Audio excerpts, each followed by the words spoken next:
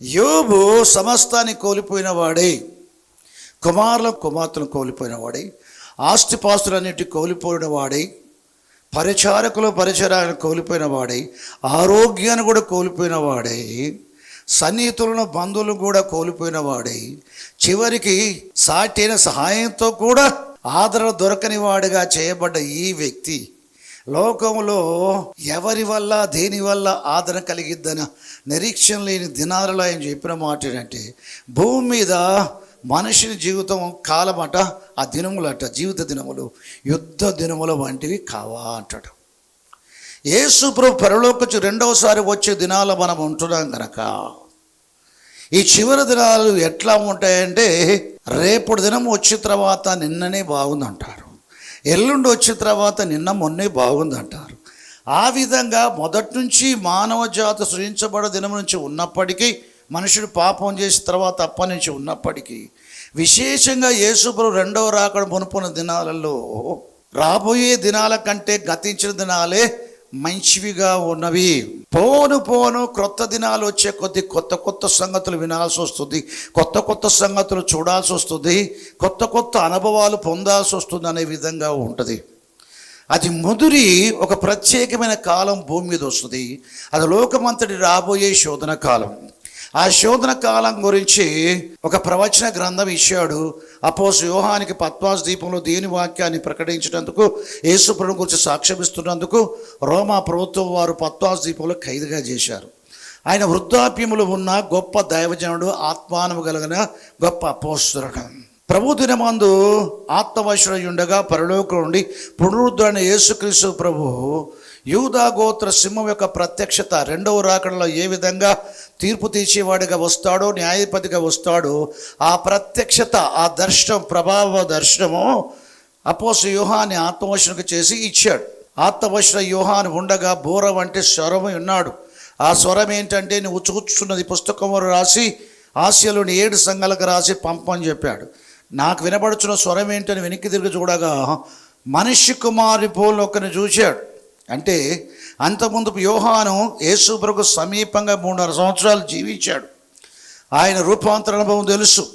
ఆయన సిలువలో మన పాపాల భరించి చూచి అపేక్షించటానికి సొగసైన స్వరూపమైన లేనివాడిగా చేయబడి, పాపముగా శాపముగా దరిద్రుడిగా చేయబడ్డ విషయాన్ని ఆయనకు తెలుసు. ఎట్లుంటాడో సిలువలో ఆయన మృతుల్లోంచి లేచిన తర్వాత కూడా 40 దినాలకు వరకు కనబడ్డప్పుడు యోహాను కూడా చూచాడు, ఎట్లుంటాడో తెలుసు.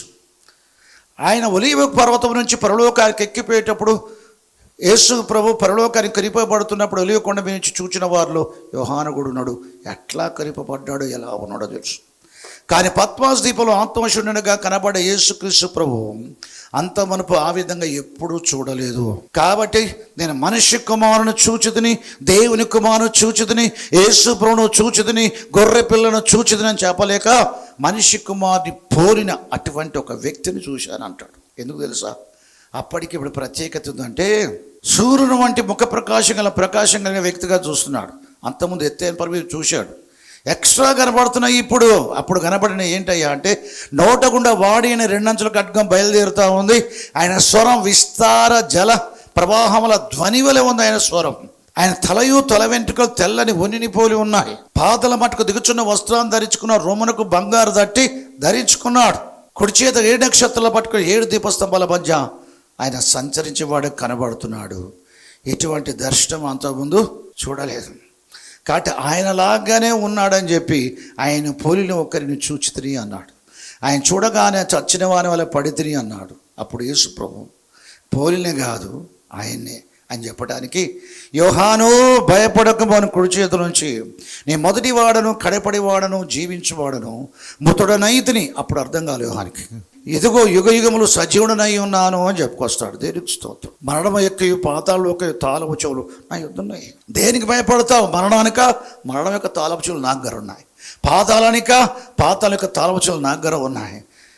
నాకంటే గొప్పోడు ఎవరు ఉన్నారా? భయపడటానికి లేదు. నేనే మొదటి వాడను, నేనే కడపడి వాడను, నేనే జీవించు దేవుడను. మనిషిని పోలికలో మృతుడై లేచాను కానీ మరలా దేవుని స్థానంలో యుగములు సజీవునై ఉన్నాను. ఇప్పుడు నేను దేవుని స్థానంలో ఉన్నానా? ఉన్నాడు. ఆయన జయించి తండ్రి సింహాసనంలో కూర్చున్నాడు. తండ్రి ప్లేస్లో ఉన్నాడు. దేవునికి స్తోత్రం. హల్లెలూయా. చూడండి, ఆ విధంగా ఎరగకపోతే కష్టం. దేనికి స్తోత్రం. యేసును భూమి మీద జీవించే కాలంలో ఆదాం ప్లేస్లో ఉన్నాడు. ఆదాము దేవునికి కుమారుడు. భూమి సృష్టించబడ్డ ఆదాము దేవునికి కుమారుడు. లూకా సువార్తలో 3వ అధ్యాయం చివరి వచ్చి చెప్పిన మాట, ఇద్దరు బైబిల్లో దేవుని కుమారుడు అనబడ్డారు. మొదటి ఆదాము దేవుని కుమారుడు అనబడ్డాడు. కడపడి ఆదాము యేసు ప్రభు దేవుని కుమారుడు అనబడ్డాడు. ఈ పోర్షన్ లూకా రాశాడు 3వ అధ్యాయంలో. యేసు ప్రభు యోహాను చేత బాప్తీసం పొందిన తర్వాత పరిశుద్ధాత్మ పౌరుషరాకరముతో క్రీస్తుపై దిగిరాగానే, ఈయన నా ప్రియ కుమారుడు, ఈయనందు ఆనందిస్తున్నానని చెప్పాడు. దేవుడు సాక్ష్యం ఇస్తున్నాడు బాప్తీసం ఇచ్చి యోహానుతో, అక్కడున్న వారితో. ఏమని? ఈయన నా ప్రియ కుమారుడు, ఈయన నేను ఆనందిస్తున్నాను. దేవుడే నా కుమారుడు అని చెప్తున్నాడు. యేసు దేవుని కుమారుడు అని దేవుడు సాక్ష్యం ఇస్తున్నాడు అని చెప్పి ఆయన బోధింపను ఆరంభించినప్పుడు 30 సంవత్సరాల వయసుకి ఈడుగలవాడు అని చెప్పి, ఆయన ఎవరికి ఏ వంశంలో వచ్చాడు పేరు? యోసేపు హేలి ఎవరికి కలిగాడు? ఆయన ఎవరికి కలిగాడు?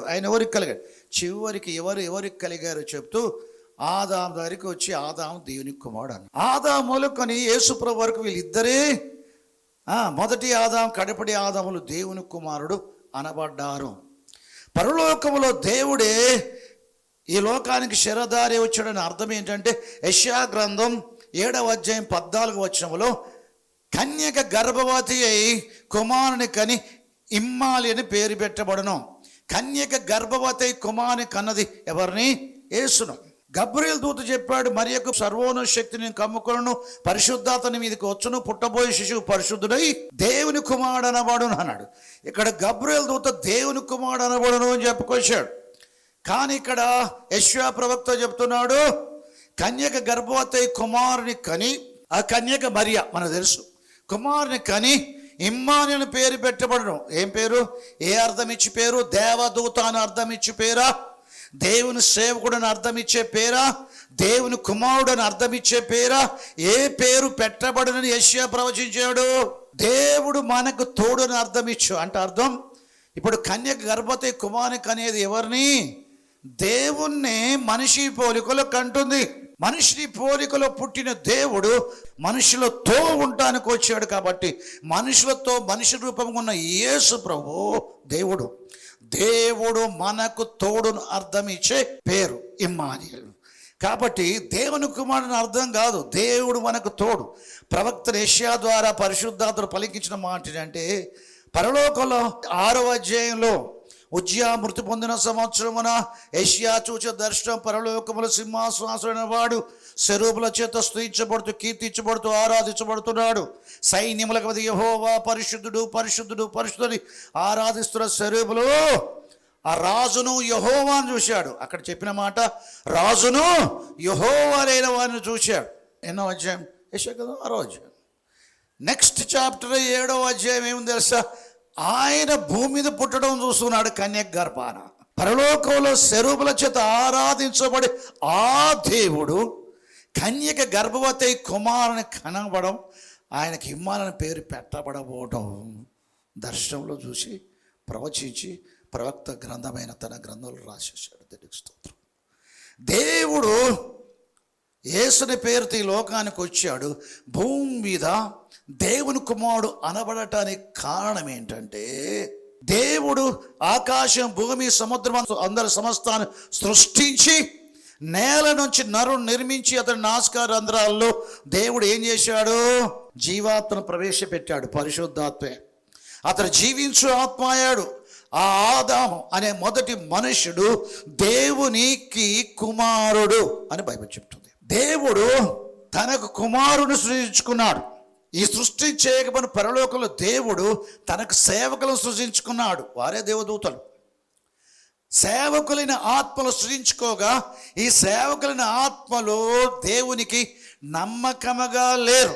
లూసిఫర్ అతడు, అతని ఆలోచన వెంబడించిన వ్యక్తులు అందరూ కూడా దేవునికి విరోధమైన ఆలోచనలు కలిగి ఉంటే, వారిలో పాపం కనుగొనిన దేవుడు పరలోక మహిమలో నుంచి, ఆ వెలుగులో నుంచి, పరలోకంలో నుంచి వెలపలకి చీకట్లోనికి దేవుడు త్రోసేసాడు. అంతే. వారు అంధకారములో సంచరించే అంధకార శక్తుల్లాగా మారిపోయారు. దేవదూతలు వెలుగు దూతలు చీకటి దూతలు అయిపోయారు. వెలుగు దూతలు చీకటి దూతలు అయిపోయారు. అప్పుడు దేవుడు ఏం చేశాడు? సేవకులైన ఆత్మలు కాదు, కుమారుని ఆత్మల్ని కలగజేసుకుంటా అని మొదట ఈ భూమి మీద ఆదామని కుమారుని సృష్టించాడు. ఈ ఆదాములో నుంచి హవ్వను తీశాడు. ఆదాము వల్ల ఆశయించి మీరు ఇద్దరే, ఒక స్త్రీ ఒక పురుషుడు, కానీ వివాహమందు మీరు జతపరిచి ఒక్క వ్యక్తిగా ఒకే శరీరంగా చేస్తున్నా మీ నుండి ఈ భూమిని నింపేంత ప్రజలను చూస్తున్నా. మీరు భార్య భర్తలు దాంపత్యాన్ని కలిగి ఉండి పిల్లలు కనాలా, మీ సంతానముతో భూమిని నిండించి మీ సంతానముతో కలిసి భూమిని లోపరుచుకొని ఈ సృష్టిని లోపరుచుకొని ఆకాశ పక్షుల్ని, భూజంతువుల్ని, పశువుల్ని, ప్రాకడ పురుగుల్ని, జలచరాల్ని ఏలండి అని చెప్పుకొచ్చాడు. దేవునికి స్తోత్రం. ఒకే పురుషుని ఒకే స్త్రీని సృజించి భూమిని నింపేంత సంతానం కనమన్నాడు. ఆయన ఒక్కడే కనడం కాదు, ఆయన కొందరిని అంటే ఆ కన్నవారు కూడా పెద్దోళ్ళై వాళ్ళు పెళ్లి చేసుకొని వాళ్ళు కట్టరు. అట్లా భూమిని నింపమని చెప్పాడు. ఒకవేళ వారు పాపం చేయకుంటే పుట్టుకతోటే పరిశుద్ధులై పరిశుద్ధులతో భూమి నిండిపోయేది. అన్ని తరాల వారు ఒకే భూమి మీద ఉండేవారు. కానీ మనిషిని పాపం ఏం చేసేది సార్? ఒక తరపోడు ఒకటి తరపోడికి తెలియకుండా చేసింది. మన ముందు తరాలు మనకు తెలియదు, కానీ పరలోకం పోతే అన్ని తరాలు చూస్తాం. రాబోయే లోకంలో అన్ని తరాల పరిశుద్ధులు ఉంటారు. మనుషుడు పాపం చేయకపోతే భూమి మీద అన్ని తరాల వారు భూమి మీద ఉండేవారు. దేవునికి స్తోత్రం. సరే, మంచిది. ఆదాము దేవుని కుమారుడు. ఆదాములో దేవునికి ఒక ప్రణాళిక ఉంది. యావత్ భూమి మీద కాపరమంటకు ఒకే మనిషి ఉండి ప్రతి జాతి మనుషులు సృష్టించడం. ఇది పౌలు ఏథెన్స్లో చేసిన ప్రసంగం. ఇది అపోస్తలుల కార్యం 17వ అధ్యాయం. ప్రతి జాతి మనుషులను ఒకే మనిషి నుండి యావత్ భూమి మీద కాపరమంటానికి దేవుడు కలగజేశాడని చెప్తాడు. ఒకే మనిషి నుంచి, ఆదాము అనే మనిషి నుంచి సమస్త జాతి మనుషుల్ని దేవుడు సృజించాడు. భూమి మీద యావత్ భూమి మీద కాపరపట్టుకు భూమి ఎందంతటా మనుషులు నివసించడానికి ఒకే మనిషి నుంచి సమస్త మనుషులను కలగజేశాడని చెప్తాడు. దేవునికి స్తోత్రం. అంటే ఆదాములో దేవునికి ఒక ప్రణాళిక ఉంది. ఆదాములో కోట్లాది పిల్లలు రావాలి. ఆదాములో కోట్లాది పిల్లలు రావాలి. ఏంటి ఆ కోట్లాది పిల్లలు అంటే, పరలోకములో లూసిఫర్తో పాటు వాని వెంబడించిన కోట్లాది దూతలు తొలగిపోయారే, చీకటి శక్తులు మారిపోయారే. వారు ఎన్ని కోట్లు మనకు లెక్క తెలియదు, కానీ దేవునికి స్తోత్రం. ఆ కోట్ల దూతల స్థానములో, సేవకుల స్థానములో దేవుడు మరలా సేవకులు సృష్టించుకోక కుమారుని ఆత్మగల కుమారుల్ని దేవుడు ఏం చేస్తున్నాడు? కావాలని ఆదాములో ప్రణాళిక కలిగి ఉన్నారు. ఆదాములో గొప్ప ప్రణాళిక, పెద్ద ప్రణాళిక. కానీ ఆరంభంలోనే ప్రణాళిక తుస్సన్నది. ఏమన్నది? టైర్లో గాలిపోతే బండి నడవదు. నువ్వు రెడీ చేసుకుంటావు 2 వీలర్, నేను హైదరాబాద్ పోతా అంటావు. నువ్వు కిక్ కొట్టగానే తుస్సని పోయింది అనుకో, టయానికి అందుకోవు. ఇప్పుడు రిపేర్ చేసుకొని పోవాలి, మళ్ళీ గాలి కొట్టుకొని చూస్తే పంచర్ కొట్టుకోవటం, పంచర్ చేయించుకోవటం చేయటం టైం పట్టింది, లేట్ అయిపోతుంది పోయేసరికి. దేవునికి స్తోత్రం. దేవుడికి పెద్ద ప్రణాళిక ఉంది, నిశ్చయమైన ప్రణాళిక ఉంది. కానీ ఆరంభంలోనే నరుడు భూమి మీద సృజించబడ్డ ఆరంభంలోనే దేవుని ఆజ్ఞను అతిక్రమించి ఆదాములో దేవుని ప్రణాళిక మొత్తం విచ్ఛిన్నమైపోయింది. ఆదాములో దేవునికి ఉన్న ప్రణాళికను విచ్ఛిన్నం చేసే ప్రణాళిక సాతాను కలిగి ఉన్నాడు. సాతానుడు ఆదాములోని దేవుని ప్రణాళికను, ఆదామును ఆజ్ఞను అతిక్రమింపజేసి అది విచ్ఛిన్నం చేశాడు. చ నరుని భూమి మీద సృజించినందుకు నేను సంతాపడుతున్నాను వెంటనే అనలేదు, కానీ బాధపడ్డాడు దేవుడు. పోను అసలు ఎందుకు సృష్టించానా నరుని భూమి మీద నాకు అడుగొచ్చాడు దేవుడు. 10 తరాలకి నోవ కాలం వచ్చేసరికి నరులను భూమి మీద సృష్టించేందుకు యెహోవా సంతాపపడాడు, హృదయంలో నొచ్చుకోను. చాలా చోట్ల కనబడేది బైబిల్లో. నరుడు పాపం చేశాడు. దేవుడి ప్రణాళిక మొత్తం పోయింది. సాతానికి విధేయత చూపినందున ఆదాము అనే దేవుని కుమారులోని దేవుడి నిత్యమైన ప్రణాళిక విచ్ఛిన్నమైంది. టెంపరీ ప్రణాళిక కాదు, నిత్యమైన ప్రణాళిక విచ్ఛిన్నమైపోయింది. దేవుడు దుష్టకు సాతాను చేత మానవుల విషయమైన ప్రణాళిక విచ్ఛిన్నమైపోయింది నా కుమారుడైన ఆదాములో. అయితే ఏం చేస్తాడు దేవుడు ఆలోచన? మరలా దేవుని కుమారుల్లోనే నా చిత్తాన్ని నెరవేర్చుకుంటా అని చెప్పేసాడు. ఒకవైపు నరుడు ఆదాము, మరొక వైపు దేవుని కుమారుడు. శరీరాన్ని బట్టి నరుడు, ఆత్మను బట్టి దేవుని కుమారుడు. దేవుని కుమారుని ఆదాములో చెడిపోయిన దేవుని ప్రణాళికను మరొక దేవుని కుమారులో మీరు నెరవేర్చుకుంటా అని చెప్తే ఇంకెవరు దేవుని కుమారులు లేరు భూమి మీద. ఇంకా దేవుని కుమారులు దేవుడే తయారు చేసుకోవాలి, మళ్ళీ కొత్తగా తయారు చేసుకోవాలి. ఎవరి వంశంలో, ఎవరి గోత్రంలో, ఎవరి కుటుంబంలోంచి దేవుని కుమారుడు రావడానికి అవకాశం లేదు. అందరూ ఆదామును బట్టి కలిగిన వారే కనుక, ఆదాము బ్లడ్ రక్తం అందరిలో ఉంది కనుక, ఆదాము పాపం అనేది అందరిలో ఉంది కాబట్టి ఇంకా దేవుని కుమారులు మానవ జాతుల నుంచి, ఆయా జాతుల్లో నుంచి, ఆయా కులాలలోంచి, ఆయా మతాల నుంచి, అగ్ర కులాలలో మేము పరిశుద్ధులమని వాళ్ళలో నుంచి కూడా దేవుని కుమారు తయారు చేయడానికి ఛాన్స్ లేదు. మరలా ఆరంభం వలె మరలా దేవుని కుమారుడు పరలోకం నుండి కలగాల. పరలోకం నుండి ఎవరు కలగాల? మీకాయలా, గబ్రియలా, ఏ దూతలు పంపాల కుమారుడుగా ఉండడానికి? లేదు, దూతలు కాదు. కానీ పనికిమాల బోధలు ఉన్నాయి. మీకాయలే దేవుడు ఆజ్ఞాపిస్తే, యెహోవా ఆజ్ఞాపిస్తే యేసుప్రభులాగా వచ్చిడని చెప్పేటోళ్ళు భూమి మీద ఉన్నారు. మీకాయలు కాదు. యెషయాను అడుగుదే ఏం చెప్తాడు తెలుసా? 6వ అధ్యాయం చూడు. నేను దర్శనం చూసా, పరలోకంలో సింహాసనాసుడైన యెహోవా శరూబుల చేత దివారాత్రులు స్తుతించబడుతున్నాడు. సైన్యములకు యెహోవా పరిశుద్ధుడు పరిశుద్ధుడు పరిశుద్ధ మానక స్తుతించబడుతూ ఆరాధించబడుతుండగా పరిశుద్ధ దేవుని చూస్తే ఆయన వస్త్రపు అంగి అంచుతో దేవాలయం నిండిపోయింది. శరూబులు స్తుతిస్తూ ఉంటే స్తుతులకు దేవుని సన్నిధితో మందిరం నింపబడి మందిరం గడప కూడా కదిలిపోయింది. ఆ పరిశుద్ధ దేవుని చూస్తూ ఉంటే, ఆరాధన చూస్తూ ఉంటే నా అపవిత్రత నాకు అర్థమైపోయి, అయ్యో అపవిత్ర పెదలగలవాడను అని చెప్పినప్పుడు స్వరూపంలో కూడా వచ్చేసి బలిపీఠం మీద ఉన్న కొరివి తీసుకున్న పెదలు తాగ్గా నీ పెదవులు పవిత్రపరచబడ్డాయి. అప్పుడు మా నిమిత్తం ఎవరు పోతారో, మా నిమిత్తం ఎవరు పంపెదను అన్నాడు. నేను పోతాను అన్నాడు. దేవునికి స్తోత్రం. దేవుడు చెప్పిన మాటకు దేవునికి స్తోత్రం. ఈ దర్శనంలో నేను ఎవరిని చూశానో 6వ అధ్యాయంలో, ఆయన 7వ అధ్యాయంలో చూశాను. నెక్స్ట్ చాప్టర్లో ఆ దేవుడు కన్యక భూమి నివసించే ఒక కన్యక గర్భాన పుట్టడం చూశాను. ఆయనకి ఇమ్మానుయేలు పేరు పెట్టడం కూడా దర్శనంలో చూశాను. దేవుడు మనకు తోడుని అర్థం ఇచ్చే. అంటే ఇప్పుడు ఎవరు చెప్పండి, ఎవరు శరదారి వచ్చింది? దేవుడు శరదారి వచ్చాను. దేవుడు శరదారి వచ్చాను.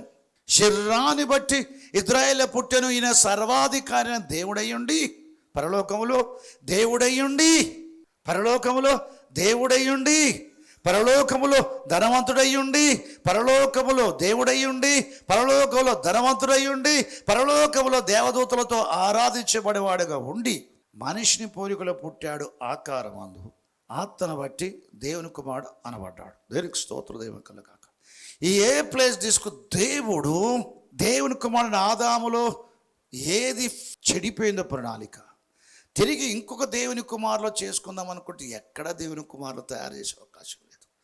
దేవుడే మానవ శరీరాకారముతో ఆదాం ప్లేస్, ఆదాము స్థానాన్ని తీసుకున్నాడు భూమి మీద. భూమి మీద దేవుడు తీసుకుంది ఆదాము యొక్క స్థానం. ఏంటది? కుమారుని స్థానం. కాబట్టి ఆదాములో ఏది విచ్ఛిన్నమైపోయిందో క్రీస్తులో తిరిగి అది పునరుద్ధరించుకునే ప్రణాళిక దేవుని ప్రణాళిక. ఆదాము ద్వారా మొదటి మనుషులు, ఆదాము ద్వారా మనుషుల మరణం వచ్చును. కడపడి ఆదామనే దేవుని కూడా క్రీస్తు ద్వారా జీవమును పునరుద్ధానం వచ్చును. బ్రతకటమేమో 2వ ఆదాములో, చావటమేమో మొదటి పాపం. మొదటి ఆదాము చేసిన పాపాన్ని బట్టి మనుషులందరూ పాపులుగా చేయబడితే, 2వ ఆదాము చూపిన విధేయతను బట్టి, ఆయన చేసిన పుణ్యకార్యమైన బల్యర్పణ బట్టి అనేకులు అందరూ నీతి మొదలయ్యే అవకాశం ఉంది. దేవునికి స్తోత్రం. అంటే ఇక్కడ ఆదాములో కోల్పోయిన దేవుని ప్రణాళికను తిరిగి కడపడి ఆదామనే 2వ దేవుని కుమారుడు అనబడ్డ యేసు ప్రభులో, 2వ అనబడ్డ యేసు ప్రభులో పునరుద్ధరించుకుంటాడు. దేవుడు పునరుద్ధరించుకుంటాడు. దేవునికి స్తోత్రం. పరలోకంలో దేవుడు దేవుని ప్లేస్ తీసుకోలేదు భూమి మీద. ఎవరి ప్లేస్ తీసుకున్నాడు? ఎవరి ప్లేస్ తీసుకున్నాడు చెప్పండి? భూమి మీద ఎవరి ప్లేస్ తీసుకున్నాడు? కుమారుని స్థానం తీసుకోండు. ఎందుకు కుమారుని స్థానం తీసుకోవాలా? ఆదాం ప్లేస్లో ఎవరు లేరు. ఆదాం ప్లేస్లో నోవహు లేడు.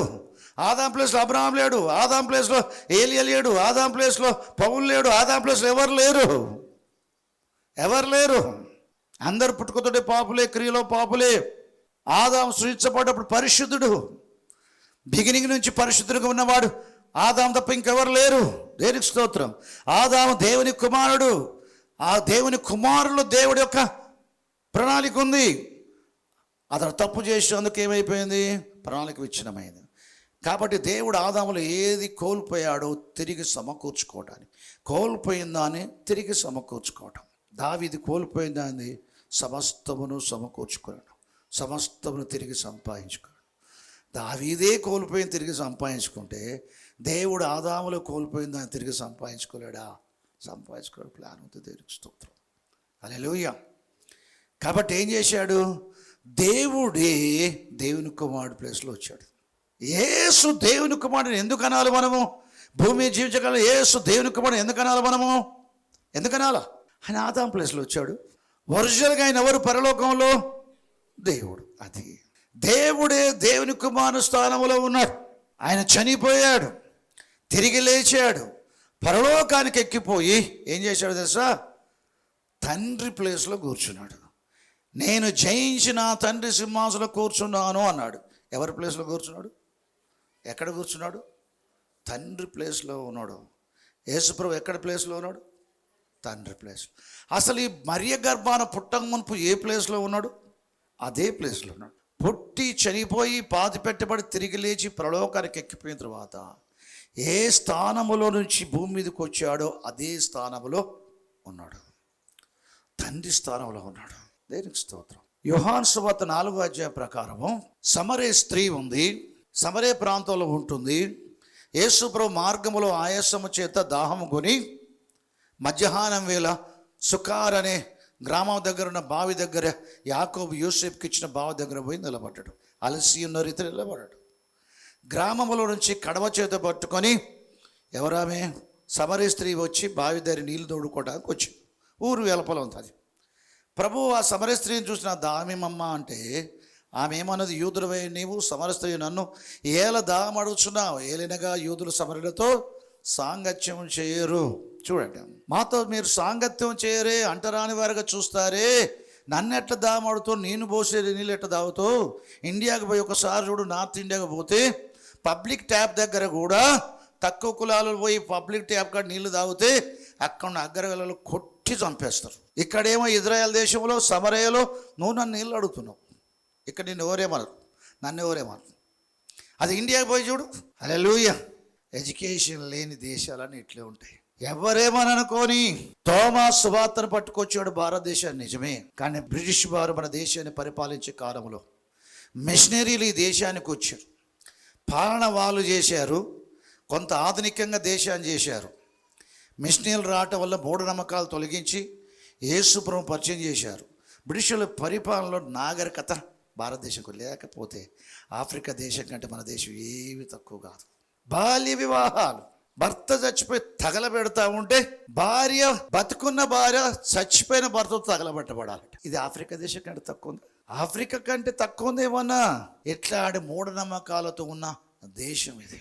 యూదులు సమరలతో సాంగత్యం చేయరు అంటే దేవుని వరమును నిన్ను అడుగుచున్నవాడు, నీతో మాట్లాడుచున్నవాడు, నిన్ను అడుగుచు దాహమును, నిన్ను అడుగుచు దాహానికి నీళ్ళ నియమ నిన్ను అడుగుచున్నవాడెవడు, అది నువ్వు ఎరిగి ఉంటే నీవే ఆయన అడుగుతావు, ఆయన నీకు జీవజలం ఇచ్చినాడు. యాకోబు బావి నీళ్ళు నేను దాహం కొరకు అడుగుచున్నాను, యూదుడమైన నీవని చెప్పి నన్ను యూదునిగా పరిమితం చేస్తున్నావు.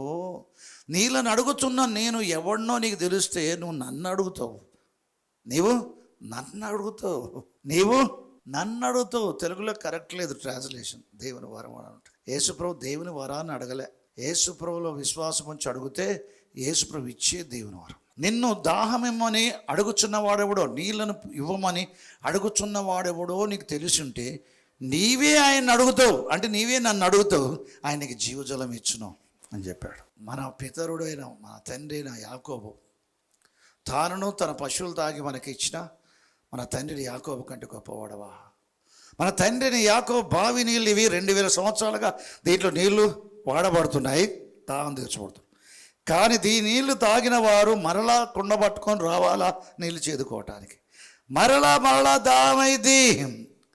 నేనిచ్చే నీళ్ళు, నన్ను అడిగే వారికి నేనిచ్చే నీళ్ళు త్రాగితే వాడు ఎన్నడూ తప్పికొన్నాడు. అంటే నీ తండ్రి అయినా యాకోబు కంటే గొప్పవాణ్ణి. అబ్రహాం బావు తవ్వించాడు, భూమి మీద నీళ్లు పడ్డాయి. ఇస్సాకు బావులు తవ్వించాడు, భూమి మీద నీళ్లు పడ్డాయి. యాకోబు బావులు తవ్వించాడు, భూమి మీద నీళ్లు పడ్డాయి. యేసు ప్రభు కూడా భూమి మీద బావులు తవ్వించడానికి రాలే. నీ ఆత్మలో బావిని వేయడానికి వచ్చాడు. నీ ఆత్మలో ఊటలు కలిగిన బావిని వేయటానికి వచ్చాడు. నిత్య జీవనకై ఊరడి బుగ్గలను వేయటానికి వచ్చాడు. ఎక్కడ తవ్వుతాడు ఆయన? ఎక్కడ తవ్వుతాడు? ఆత్మలో ఏం చేస్తాడు? బావులు తవ్వుతాడు. ఆయన ఎందు విశ్వాసం ఉంచువాని లో ఊరడి బుగ్గగా ఉండు. నిత్య జీవం కొరకై ఊరడి బుగ్గగా ఉండను. ఏంటది? జీవజలములు ఊరడి, జీవజలములు ఊరడి బుగ్గగా ఉండను. దేవునికి స్తోత్రం. నిత్య జీవంకై ఆత్మరక్షణ గురించి ఆయనలో విశ్వాసం ఉంచిన వాని ఆత్మలో ఏమైతే జీవజలాలు ప్రవహిస్తాయి. నిత్య జీవనకై ఊరడి నీటి బొగ్గుగా ఉండును. దేవునికి స్తోత్రం. జీవాన్నిచ్చి జీవజలాలనిచ్చి ఊట నీలో వేయబడుతుందని చెప్పుకొచ్చాడు యేసు ప్రభు. ఇది వరం. ఇదేంటట? నువ్వు ఆయన అడిగితే దేవుని వరాన్ని నీకు ఇస్తాడు. నేను అడుగుచున్నవాడు ఎవరో నీకు తెలిసి ఉంటే, నీకెవరో నిన్ను దాహం అడుగుచున్నాడు ఎవరో తెలిసి ఉంటే, ఆమె ఎవరు అనుకుంటుంది? నేను ఏమనుకుంటుంది చెప్పండి? యూదుడు అనుకుంటుంది. నిన్ను నీళ్ళని అడుగుచున్నవాడు దానికి ఎవరో నీకు తెలిసి ఉంటే నువ్వు దేవుని వరాన్ని అడుగుతావు, ఆయన జీవజలం వేస్తాడు. వరం అది. రక్షణ వరం. 4వ అధ్యాయంలో చెప్పిన జీవజలాలు రక్షణే, తిరిగి జన్మించుట. 7వ అధ్యాయంలో చెప్పబడిన జీవజల నదులు పరిశుద్ధాత్మ బాప్సం. ఇది బావి, అవి నదులు, కొలత లేకుండా పరిశుద్ధ బాప్సం. ఇదేంటి? తిరిగి జన్మించుట, ఆత్మరక్షణ. దేవుని వరం అది. రక్షణ కృపావరం. నిన్ను దామడుచున్నవాడు ఎవడో తెలిస్తే నువ్వు ఆయన దేవుని వరం అడుగుతావు, ఆయన నీకు ఇస్తాడు జీవజలం. వరంగా జీవజలం ఇస్తాడు. అయ్యా నాకు ఇయ్య అంటుంది. యేసుప్రభు ఏం కోరుతున్నాడు?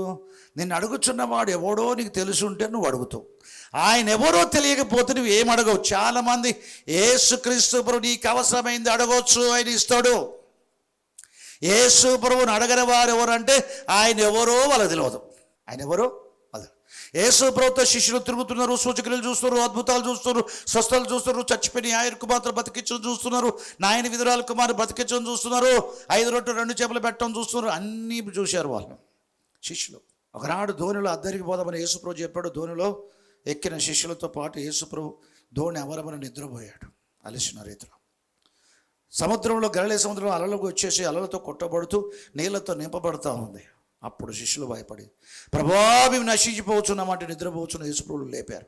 ఆయన లేచి గాలిని సముద్రాన్ని గద్దించగా నిమ్మలమైపోయింది. ఎప్పుడు నిమ్మలమైపోయిందో పేతురు, యోహాను, యాకోబు, ఆంద్రే, ఫిలిప్పు ముఖాలు చూసుకుంటారు.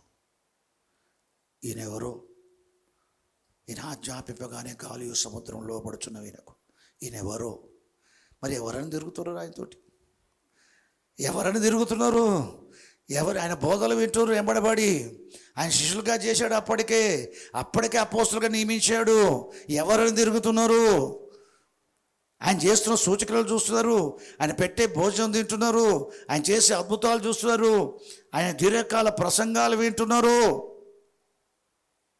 ఎవరని ఆయన వెంబడిస్తున్నారు మీరు? ఎవరని గుడికి పోయి ఆరాధిస్తున్నారు? ఎవరని మీరు కానుకలు వేస్తున్నారు? ఎవరని క్రైస్తవులు చలమని అవుతున్నారు? ఆయన ఎవరు అనుకుంటున్నారు మీరు? క్రైస్తవులారా? ఆయన ఎవరు అనుకుంటున్నారు? మెథడిస్టులారా? ఆయన ఎవరు అనుకుంటున్నారు? సిఎస్ఐ సిఎన్ఎన్ వారులారా? ఆయన ఎవరు అనుకుంటున్నారు? క్యాథలిక్లారా? ఆయన ఎవరు అనుకుంటున్నారు? పెంతెకోస్తలారా? ఆయన ఎవరు అనుకుంటున్నారు? హెబ్రోన్లారా? చెప్పండి, ఆయన ఎవరు అనుకుంటున్నారు? ఆయన ఎవరు అనుకుంటున్నారు? దాహానికి నిన్ను అడుగుచున్న వాడెవడో నీకు తెలుసుంటే, ఆయన నీకు తెలుసుంటే అందరు చెప్పండి, ఆయన నాకు తెలుసుంటే నేను ఆయన అడుగుతా, ఆయన ఇస్తాడు. నేను ఆయన అడుగుతాను, ఆయన నాకు ఇస్తాడు. నేను ఆయన అడుగుదును, ఆయన నాకు ఇచ్చును.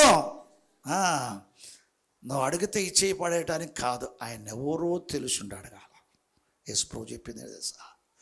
ఆయన ఎవరో నీకు తెలుసుండి అడిగితే నువ్వు నశించక నిత్యజీవం పొందటానికి నీలో ఊరడి బుగ్గగా ఇస్తాడట. నిత్యజీవంకై నీకు దేవుడు చేసిన వాగ్దానాలలో నిత్యజీవం కంటే పెద్ద వాగ్దానము ఏది లేదు. చప్పలు కొట్టి యేసుప్రభు గట్టిగా. నిత్యజీవం కంటే గొప్ప వాగ్దానం లేదు బైబిల్లో. ఆదామునందు అందరూ కూడా మనమందరము చచ్చిపోయాం. చచ్చిపోయిన వానికి దేవుని అమూల్యమైన అత్యధిక వాగ్దానం ఏంటంటే, నువ్వు జీవించుటకు నీకు జీవాన్ని ఇస్తా. 50 ఏళ్ళ జీవితం కాదు, 100 ఏళ్ళ జీవితం కాదు, 1000 ఏళ్ళ జీవితం కాదు, నిత్య జీవితాన్ని ఇస్తా. నిత్య జీవితాన్ని ఇచ్చే నిత్య జీవాన్ని ఇస్తా. భూమి మీద మనుషుని జీవితం 70 ఏండ్లు 80 ఏండ్లు అవసరం, 100 ఏండ్లు. ఇది నిత్య జీవితము కాదు, నిత్య జీవము కాదు, నిత్య లోకం కాదు, నిత్య జీవితం కాదు. నీ ఉంటున్న లోకము నిత్యము కాదు, ఈ లోకంలో ఉంటున్న నీవు నిత్యుడు కావు. దేవునికి స్తోత్రం. దేవుడు మానవులకు వాగ్దానం చేశాడు. మానవుడు పాపం చేసినందున వాడు టెంపరీ లోకం అయిపోయింది, ఇది టెంపరీ జీవితం అయిపోయింది. ఇది దేవుడు అటువంటి టెంపరీ జీవితానికి వాగ్దానం చేశాడు. శాశ్వతమైన జీవితాన్ని ఇస్తా. శాశ్వతమైన జీవితం అనేది వాగ్దానం. అదే నిత్య జీవానికి వచ్చే వాగ్దానం. ఇంగ్లీష్ బైబిల్లో లైఫ్ అంటే జీవము, జీవితానికి రెండు అదే పదం. కానీ తెలుగు బైబిల్లో జీవితం అనే పదం కాడ జీవం అని ఉంది, జీవం కాడ జీవం ఉంది, జీవితం అనే పదం కాడ కూడా జీవం అని ఉంది. దేవునికి స్తోత్రం. దేవుడు తన జీవాన్ని ఇచ్చేది జీవించటానికే. దేవునికి స్తోత్రం. ఆయన జీవము పరిశుద్ధాత్మే. దేవునికి స్తోత్రం. ప్రభువే పరిశుద్ధాత్మగా. సరే, మంచి అదొట్లో పెడదాం. దేవుడు మనుషులకు చేసిన వాగ్దానం ఏంటంటే, మొట్టమొదటి వాగ్దానం, చాలా ప్రాముఖ్యమైన వాగ్దానం, దానికి మించిన వాగ్దానం ఇంకోటి లేదు. నిత్య జీవాన్ని కూర్చిన వాగ్దానం.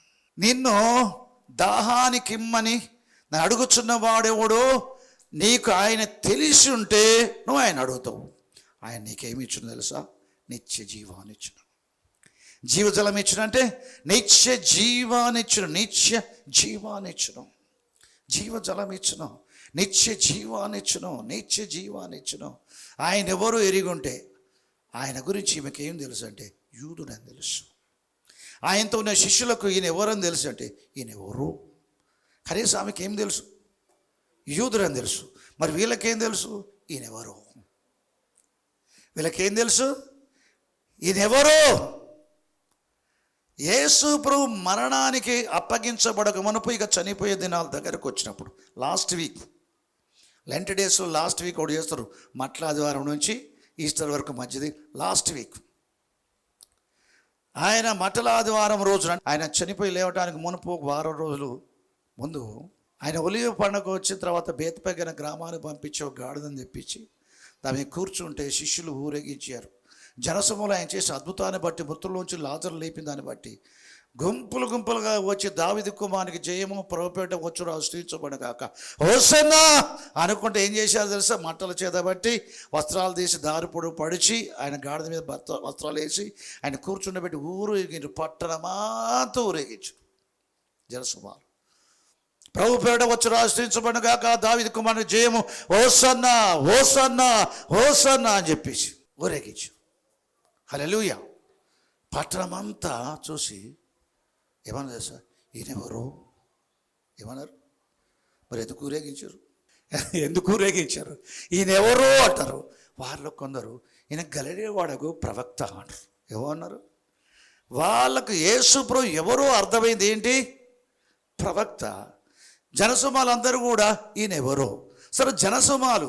కానీ యేసు ప్రభు పిలిచి ప్రత్యేకపరుచుకొని అపోస్తలులను పేరు పెట్టి వాళ్ళని వెంట పెట్టుకొని ఏకాంతమందు దేవుని రాజ్య మర్మాలు బోధిస్తూ ఎటు పడితే అటు పోతే ఆయన తీసుకెళ్తూ దూరంలో ప్రయాణం చేసినప్పుడు గాలి సముద్రం గద్దించగా ఈయనెవరు? నీ ప్రేయర్ ఆన్సర్ వస్తుందా? ఆయన ఎవరు అర్థం కాకపోతే నువ్వు ప్రార్థన చేస్తావు? అసలు ఆయన ఎవరు అర్థం కదా ప్రార్థన చేస్తావా? చేయు. ఆయన ఎవరో తెలుసుకొని నువ్వు ప్రార్థన చేస్తే నీకు ఆన్సర్ వస్తుంది. నేను అడుగుచున్న వాడు ఎవడో తెలిస్తే నువ్వు ఆయన అడుగుతావు. ఆయన తెలియకపోతే ఆయన ఎందుకు అడుగుతావు? లోకమంతా అవసరంలో చస్తున్నారు, రోగాలు చస్తున్నారు, లక్షలు హాస్పిటల్ పోస్తున్నారు, సమస్యలతో చూస్తున్నారు, ఇబ్బందులతో చూస్తున్నారు, అప్పులలో చూస్తున్నారు, కుటుంబ సమస్యలు, వ్యక్తిగత సమస్యలు, ఆర్థిక సమస్యలు, వివాహ సమస్యలు, ఉద్యోగ సమస్యలు, వ్యాపార సమస్యలు, శత్రు సమస్యలు, పొరుగువాంత సమస్యలు, ఉద్యోగుల సమస్యలు, అన్ని సమస్యలే. కానీ సహాయం కొరకు యేసు ప్రభువుని అడగరు. ఎందుకు అడగరు? ఆయన ఎవరో తెలియదు. ఆయన ఎవరో తెలియదు. నేను అడుగుచున్నవాడు ఎవడో. నువ్వు యూదులని పేరు పెట్టావు కదా నాకు. అసలు నేను ఎవరో? నేను యూదుని చెప్పిన కదా. నువ్వు యూదుడు పోయి చెప్పి నీ యూదునే అయితే అంతవరకు అయితే యూదా గోత్రం నుంచి వచ్చింది మాత్రం నిజమే, కానీ యూదుని మట్టుకేనా? అసలు నేనెవరో తెలిస్తే నువ్వు నన్ను అడుగుతావు, నీకు నిత్య జీవాన్ని ఇస్తా, జీవజలం ఇస్తా అని చెప్పాడు. జీవజలం అంటే నిత్య జీవం గురించి. యాకోబు బావి నీళ్ళు తాగితే దాహం ఇద్దామా, మళ్ళీ కుండ పట్టుకుని వస్తాం. నేనిచ్చే నీళ్ళు తాగితే దప్పికొనమా, నేను మాటికి రాకున్నట్లు అయ్యా ఆ జీవజలం మీద నాకీ అంటే నీ పోయి నీ పెనిమిటి పట్టుకురాపో. నాకు పెనిమిట్లు లేడయ్యా, సత్యం చెప్పినాం, సగం సత్యం. నీకు 5 పెనిమిట్లు ఉండరి, ఇప్పుడున్నవాడు పెనిమిటి కాడు. నిజమేనయ్యా, నా రహస్య జీవితం నీకు తెలిసిపోయిందంటే నువ్వు మామూలు యూదుడు కాదయ్యా, ప్రవక్త. రహస్యాలు బయలుపరచబడేది ప్రవక్తలకి, మర్మాలు బయలుపరచే ప్రవక్తలకి. దేవుని మర్మాలైన మనిషిని మర్మమైన బయలుపరచబడేది ప్రవక్తకే. అయ్యా నువ్వు ప్రవక్తవని గ్రహించుచున్నాను. ఇప్పుడు యేసుప్రభు ఎవరు అర్థం కావటానికి నెక్స్ట్ లెవెల్కి పోయిందా. ప్రజలందరూ ఊరేగించి ఆయన గలిలయుడైన ప్రవక్త అన్నారు. అది సరిపోదు. నిత్యజీవం ప్రవక్త ఇయ్యలేడు, నిత్యజీవం యూదుడు ఇయ్యలేడు, నిత్యజీవం యూదుడు ఇయ్యలేడు. కులాన్ని బట్టి అతిశయిస్తే నువ్వు నిత్యజీవం ఇయ్యలేవు. నేను యూదుని అంటే నిత్యజీవం ఇయ్యలేవు.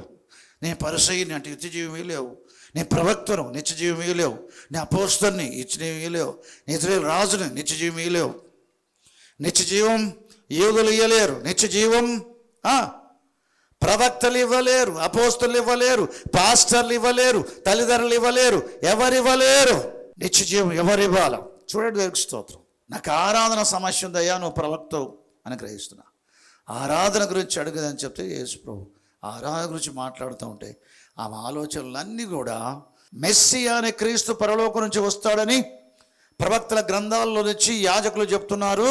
అది నేర్చుకున్నా, ఆయన వచ్చేప్పుడు సమస్తాన్ని తెలియజేస్తాడు విన్నా అని చెప్పి ఆ క్రీస్తు ఎప్పుడు వస్తాడో అనే ఆలోచనతో విని, అయ్యా నువ్వు చాలా సంగతులు చెప్తున్నావు ప్రవక్త, కానీ మెస్సి అనే క్రీస్తు వచ్చినప్పుడు మాకు సమస్తాన్ని తెలియజేస్తాడని నేను ఎరుగుదును అన్నాడు.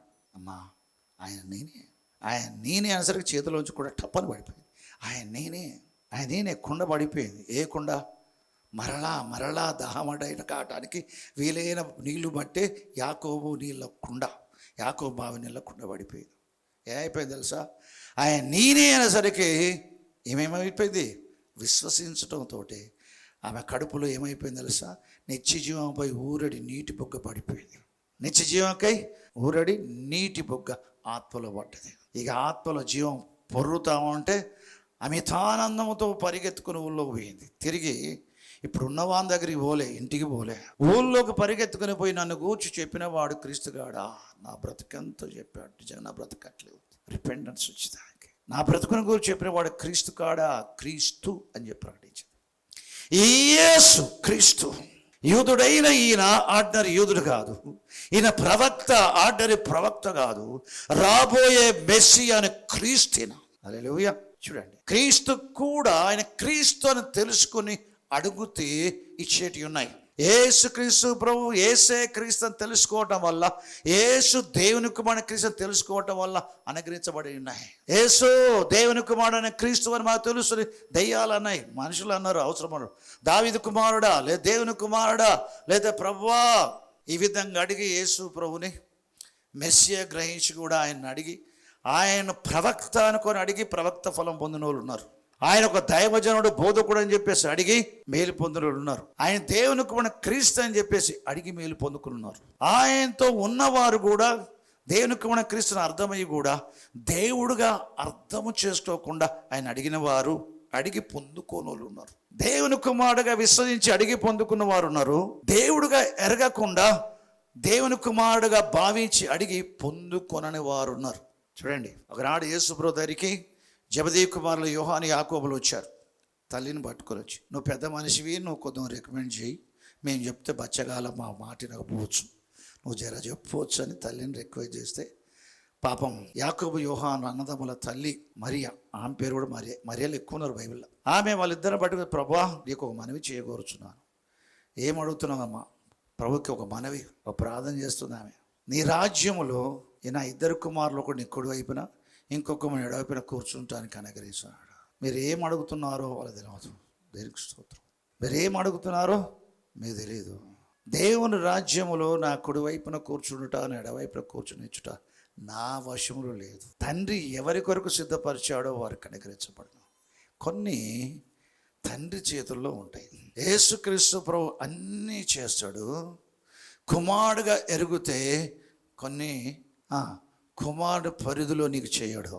కానీ నువ్వు వాక్యాన్ని నేర్చుకుంటావు అంటే ఎప్పుడు కుమారుడుగా వ్యవహరించాడు, మృతుల్లోంచి లేచి పరలోకానికి ఎక్కిపోయిన తర్వాత ఆయన ఎక్కడున్నాడు?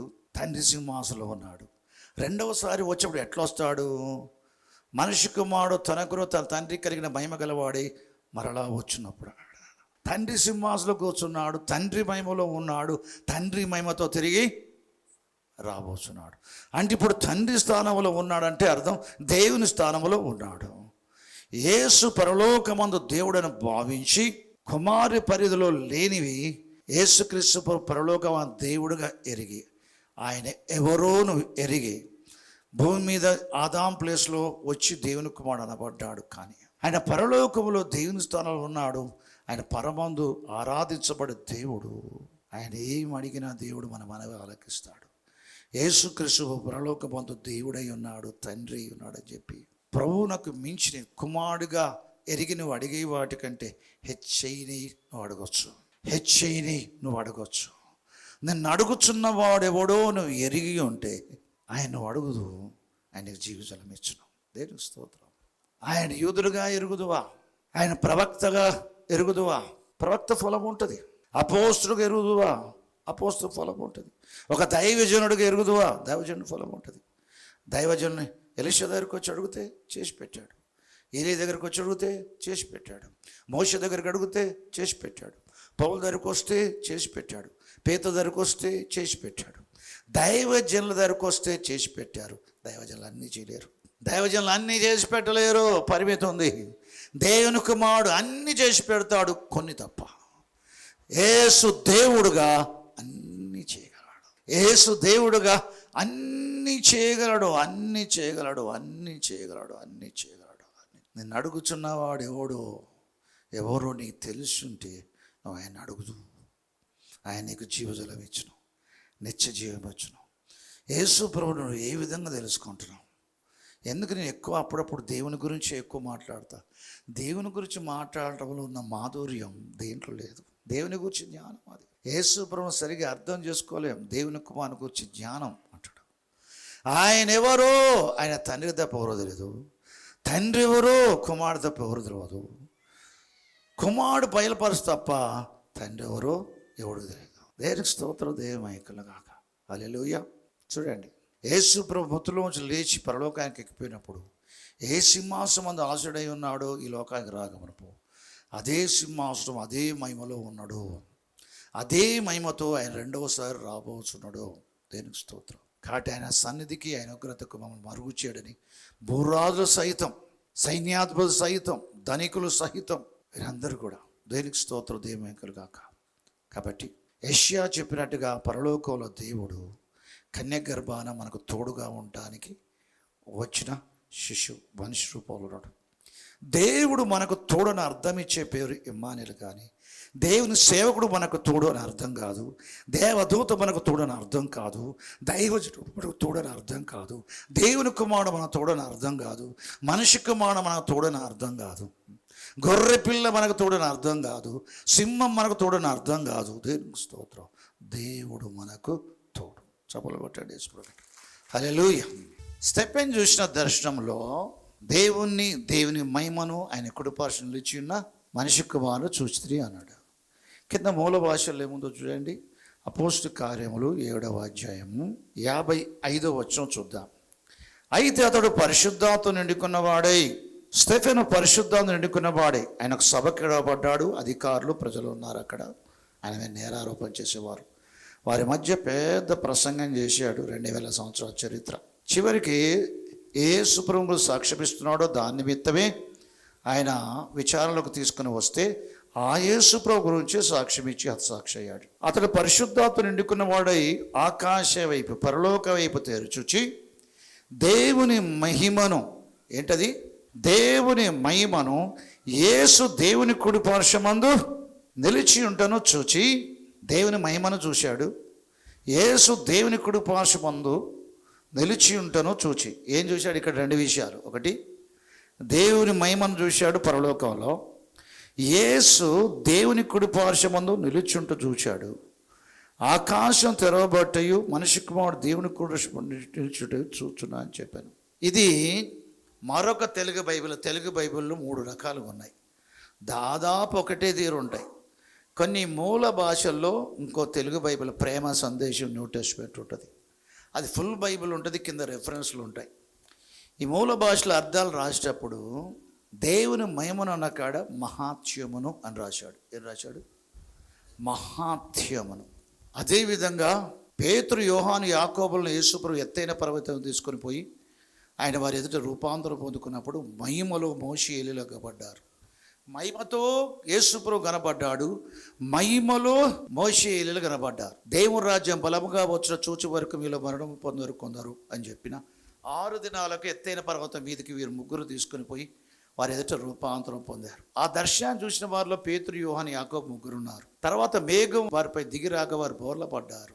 మహిమతో నిండుకున్న మేఘం. ఆ దివ్య మహిమ నుంచి ఈయన నా ప్రియకుమారుడు, ఈయనందు ఆనందిస్తున్నాను, ఈయన మాట వినుడు అని చెప్పి ఆ దివ్య మహిమ నుంచి వచ్చాను, తండ్రి యొద్ద నుండి వచ్చాను. అక్కడ ఈ దిగి వచ్చిన మహిమను పేతురు తన పత్రికలు రాస్తే ఏమంటుంది సార్? ఆయన మహాత్యమును మేము కన్నులారా చూచిన వారమై అంటాడు. ఆయన మహిమను మేము కన్నులారా చూచిన వారమై, ఆయన మహాత్యమును మేము కన్నులారా చూచిన వారమై. స్తెఫెను ఆత్మవశుడై పరలోకంలో దేవుని మహిమను మహాత్యమును చూశాడు. అంటే యేసుప్రభు ఈ లోకానికి రాకమనుపో ఆయనకున్న మహిమ, ఆ మహిమను విడిచిపెట్టి ఈ లోకానికి వచ్చాడు. ఆయన చనిపోయి లేచి పరలోకానికి పోయి అదే మహిమలో ప్రవేశించాడు. అదే మహిమను ధరించుకున్నాడు. అదే మహిమతో రాబోతున్నాడు. దాన్ని రెండవ రాకడ గురించి, ఈ దర్శనాన్ని బట్టే రెండవ రాకడ గురించి పేతురు చెప్తూ, మేమును ఆ పరిశుద్ధ పర్వతం మీద ఆయనతో ఉన్నవారమై ఆయన మహాత్యమును కన్నులారా, ఆయన మహాత్యమును యేసుప్రభు యొక్క మహాత్యమును కన్నులారా చూచిన వారమై. ఇక్కడ ఈ దర్శనంలో యేసుప్రభు మహాత్యాన్ని చూశాడు, కానీ ఆయన అనుదిన జీవితంలో ఆ మహాత్యముతో యేసుప్రభు భూమి మీద లేడు. అది పరలోకుడు వచ్చేప్పుడు ఆ మహాత్యాన్ని విడిచిపెట్టి వచ్చాడు. తిరిగి పరలోకుడు వచ్చేప్పుడు ఆ మహాత్యాన్ని ధరించుకొని రాబోతున్నాడు. అదే తండ్రి కలిగిన మహిమను ధరించుకున్నవాడుగా వస్తాడని చెప్పుకొచ్చాడు. దేవునికి స్తోత్రం. కాబట్టి యేసు ప్రభు భూమి మీద తండ్రి తండ్రి అని చెప్పిన విషయాలు కానీ, బైబిల్లో తండ్రి చెప్పిన విషయాలు యేసు ప్రభు సపరేట్గా కనబడుతున్న భూమి మీద, పరలోకన మాతను చెప్పిన విషయాలు, ఆయన విడిచి వచ్చిన మహిమ, యేసు ప్రభు మహిమలో ఉన్నప్పుడే ఆయన తండ్రి అనే స్థితికి పిలువబడటానికి అర్హుడుగా ఉంటాడు. దేవునికి స్తోత్రం. ఆ మహిమను పక్కకు పెట్టి బయటకు వస్తే ఆయన దేవుని కుమారుడు. దేవునికి స్తోత్రం. దేవుని కుమారుడు, శరీరాన్ని బట్టి మనిషి కుమారుడు, ఆత్మను బట్టి దేవుని కుమారుడు. మహిమలో ఉంటే ఆయన కలిగిన మహత్యాన్ని బట్టి ఆయన దేవుడు. దేవునికి స్తోత్రం.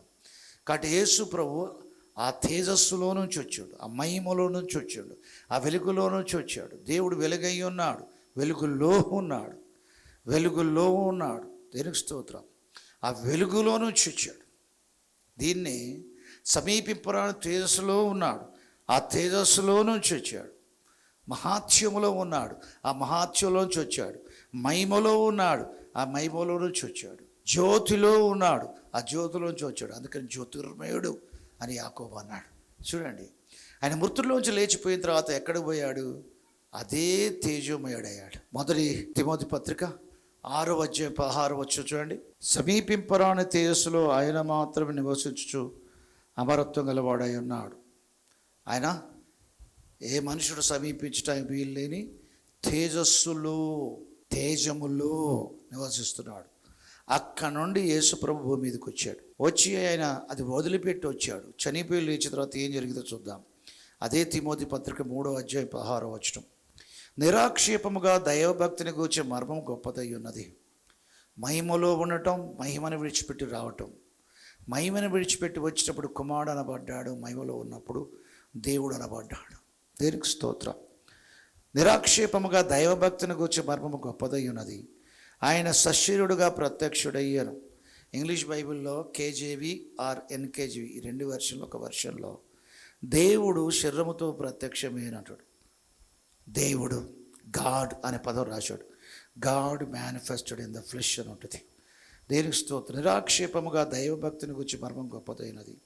దేవుడు సశేయుడుగా ప్రత్యక్షుడయ్యాను, ఆత్మవిషయుడు నీతిపూడని తీర్పు నొందెను, దేవదూతలకు కనబడెను, రక్షకుడైన జనములలో ప్రకటింపబడెను, లోకమందు నమ్మబడెను, ఆరోహణుడై తేజోమయుడయ్యాను. ఏ సమీపింపరాన తేజస్సులో నుంచి వచ్చిండో అదే తేజోమయుడు అయిపోయాడు. అదే తేజంలో ఎంటర్ అయ్యాడు. తేజంలో ఎప్పుడు ఎంటర్ అయ్యిండో మళ్ళీ దేవుని స్థానంలో ఉన్నాడు, మరలా తండ్రి స్థానంలో ఉన్నాడు, దేవుని స్థానంలో ఉన్నాడు. నేనెవరినో నిన్ను అడుగుచున్నవాడెవరో తెలిస్తే నువ్వు ఆయన అడుగుతూ, ఆయనను ప్రవక్త అని అడిగి ఫలం పొందుకున్న వాళ్ళు ఉన్నారు. ఒక దైవజనుడుగా చూసి అడిగి స్వస్థ పొందుకున్న వాళ్ళు ఉన్నారు. ఆయన దేవుని కుమారుడని చెప్పి విశ్వసించి ఆయన వాళ్ళ ఫలం పొందుకొని ఉన్నారు. దైవజనుడుగా విశ్వసించి ప్రవక్తగా విశ్వసిస్తే నీకు వచ్చేది ఏంటి తెలుసా? స్వస్థత వస్తుంది. నీకు అవసరం తీర్చబట్ట ఒక అద్భుతం జరుగుతుంది. నీ కుమార్తెలోని ఒక దయ్యం పోతుంది, నీ కుమారుడుకున్న చాంద్రరోగం పోతుంది, నీకు ఉపదేశం దొరుకుతుంది. బోధకుడా నిత్యజీవం పొందడాన్ని ఏం చేయాలన్నాడు సమాజం అందరి అర్థవంతుడు. ఏ విధంగా యేసుప్రభువును గుర్తిస్తున్నాడు ఆయన? బోధకుడా నేను నిత్యపోవాలంటే ఉపదేశం చేసాడు, ఇంకేం చేయలే. ఆజ్ఞలు గైకోను నిత్యజీవం పొందాలంటే అంటే నేను గైకుంటున్నా, నీకు కొదువుగా ఉన్నది నీ ఆస్తినమే బీదలకి నన్ను వెంబడించు అని చెప్పాడు. ఎట్లా? ఏలియా ఎలీషా వెంబడించినట్టుగా నన్ను వెంబడించు అన్నాడు. చూడండి, బోధకుడా అన్నాడు. బోధకునిగా చూశాడు, బోధకునిగా చెప్పాడు. నికోదేము యేసు బోధకు వచ్చి ఏం చెప్పాడు? బోధకుడా నువ్వు దేవుని చేత పంపబడ్డ బోధకుడు అని పరిచయంలో మేము ఎరుగుదుము. దేవుడు ఒకరి తోడేంటి తప్ప నువ్వు చేయించున్న సూచనలు ఎవరు చేయలేరు. ఆయన దేవుడుగా చూడలేదు, ఆయన దేవుని కుమారుడుగా చూడట్లేదు, ఆయన ప్రవక్తగా చూడటాలేదు, ఆయన అపోస్తులుగా చూడటాలేదు, ఆయన బోధకుడుగా చూస్తాడు. ఆయనకి ఏం దొరికింది? బోధే దొరికింది. ఏం దొరికింది? బోధే దొరికింది. యేసుప్రభువును ప్రవక్తగా చూస్తే బోధ దొరికింది, రోగులు బాగవుతారు, దయ్యాలు పోతాయి, బాగుంది. బోధకుడు చూస్తే బోధే దొరికింది. దేవుని కుమారుడుగా చూస్తే నిత్యజీవాన్ని ఇస్తాడు. దేవుడుగా చూస్తే ఆయన పరిమితి మించి దేవుడిగా ఏం చేయగలడు? ఆయనకు అసాధ్యమైంది ఏమి లేదు. యేసు దేవుని కుమారుడుగా విశ్వసించిన మరియా ఆమె జెబెదయి కుమారులు వచ్చేసి ఏం చెప్పారు? ప్రభా నీ రాజ్యమందు నీ కుడివైపున ఒకరిని నీ ఎడవైపున కూర్చుండమని. మీరు ఏం అడుగుతున్నారో మీకు తెలియదు. దేవుడి రాజ్యం నా కుడివైపున కూర్చుండబెట్టని ఎడవైపు కూర్చుని నా వశంలో లేదు. నా వశములో చెప్పండి, నా వశంలో లేదు. తండ్రి ఎవరి కొరకు సిద్ధపరచను అంటే కొన్ని తండ్రి చేతులు ఉన్నాయి. అర్థమైందా? కొన్ని తండ్రి చేతులను ఇప్పుడు ఎవరు అడగాలి? దీన్ని తండ్రి అడగాలి. యేసుప్రభువును బోధకుడుగా విశ్వసిస్తే తప్పేం లేదు. నేను బోధకుడు అని చెప్పాడు, బోధ దొరికింది నీకు. యేసుప్రభువును సువార్తికునిగా విశ్వసించు, నీ దయ్యాలు పోతాయి, నీ రోగాలు బాగవుతాయి, నీకు సువార్త రక్షణ సువార్త పడించబడింది. ప్రవక్తగా విశ్వసిస్తే విశేషమైన అద్భుతాలు పొందవచ్చును. దేవుని కుమారుడిగా విశ్వసిస్తే జీవాన్ని పొందుకోవచ్చు, ప్రభువుని అడిగే అనేక విషయాలు పొందుకోవచ్చు. మరి కొన్ని విషయాలు ఉంటాయి తండ్రి చేతిలో ఉంటాయి. యేసును తండ్రిగా ఎరుగుతో తప్ప నువ్వు యేసుప్రభువుని అడిగితే యేసుప్రభువు నీకు ఇవ్వడు. చూడండి దేనికి స్తోత్రం. తండ్రి చూడండి దేనికి స్తోత్రం. స్వాధీనంలో కొన్ని ఉన్నాయి. ఇజ్రాయేలుకు తిరిగి రాజ్యం వస్తుందని చెప్పి ప్రవచనాలు చెబుతున్నాయి. కానీ యేసుప్రభు వచ్చే టయానికి రోమీలు పరిపాలన చేస్తున్నారు. రోమీలు నియమించిన రాజులు గవర్నర్లు మాత్రమే ఉంటున్నారు. రోమీలు ప్రభుత్వ ఉద్యోగులను పెట్టారు, సుంకర గుత్తాధిపతులు. వాళ్ళు యూదుల దగ్గర సుంకం వసూలు చేసి రోమీలకు పంపుతారు, రోమాధికారులకు. కాబట్టి వాళ్ళు ఏం చేస్తారు? వారి ఇతర స్వాధీనంలో ఉన్నారు, సొంత పరిపాలన సొంత రాజ్యంగా లేదు. యేసుప్రభు వచ్చినప్పుడు తిరిగి ఇది ఇజ్రాయేల్ సొంత రాజ్యం వస్తుందని ఎదురు చూశారు. యేసుప్రభుని రాజుగా చేసుకోవడానికి ప్రయత్నం చేశారు. యేసుప్రభు నిరాకరించాడు.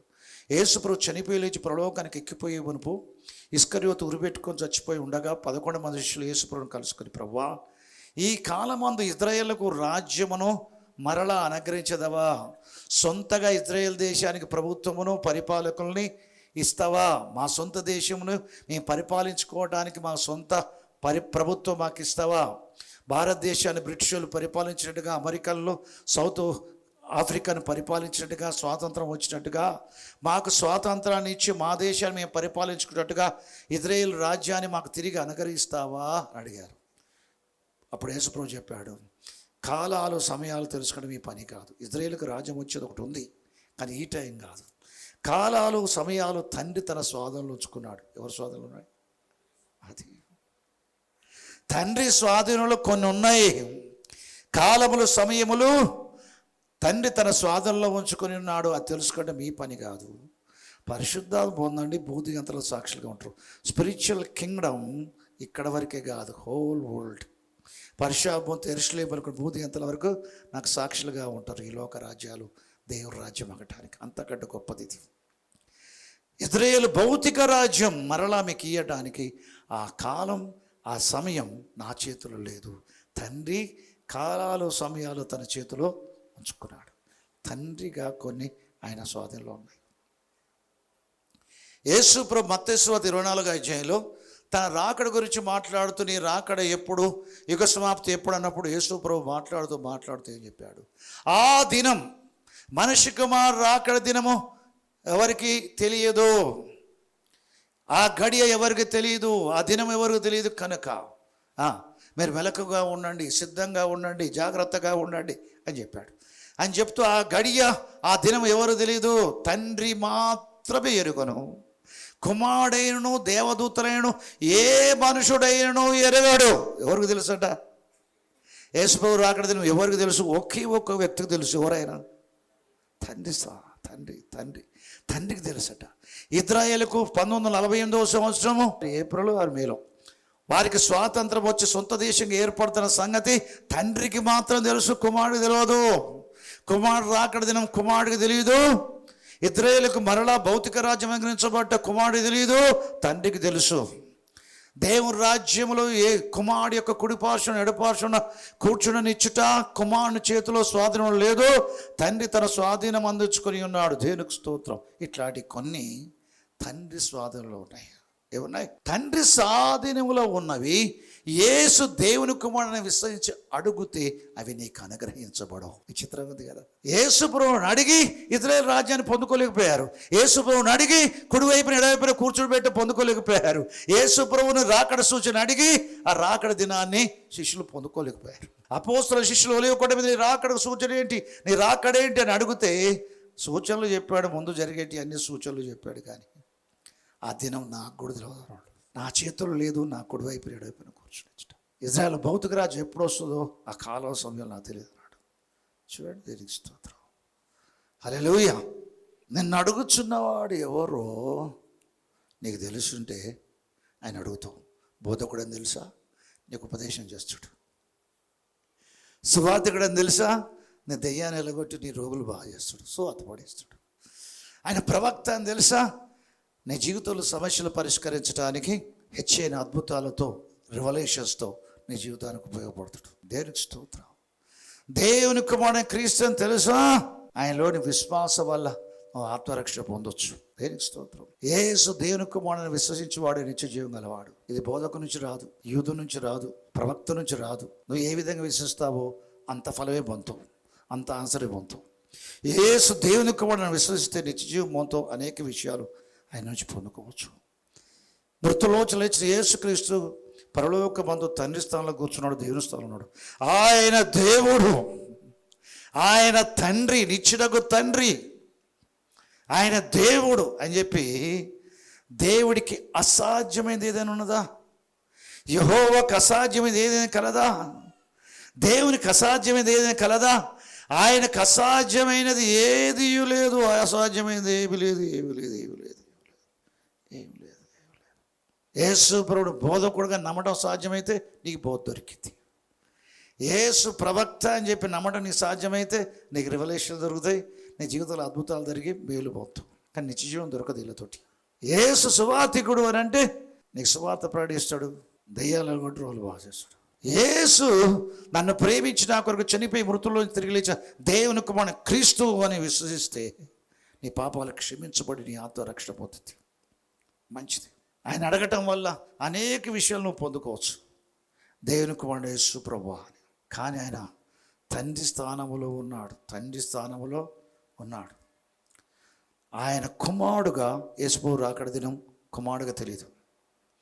ఆయన తండ్రి ప్లేస్లో కూర్చున్నప్పుడు ఆయన రెండవ రాకడ దినం తెలుసు. ఆయన కుమారుని స్థానంలో ఇజ్రాయేలుకు స్వాతంత్రం ఎప్పుడు వచ్చి సొంత దేశం అయితే తెలియదు.